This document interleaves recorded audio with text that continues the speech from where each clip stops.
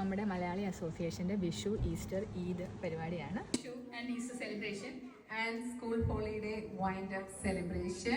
പിള്ളേർക്കൊരു entertainment and fun പരിപാടി, അതാണ് നമ്മൾ ഉദ്ദേശിക്കുന്നത്.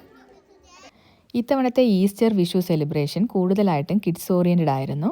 സ്കൂൾ റീ ഓപ്പണിങ്ങിന് മുമ്പ് അവരെ എൻ്റർടൈൻമെൻറ്റ് ചെയ്യിക്കാൻ വേണ്ടിയിട്ട് അറേഞ്ച് ചെയ്ത ചെറിയൊരു ഫൺ ആക്ടിവിറ്റി പ്രോഗ്രാം ആയിരുന്നു അത്.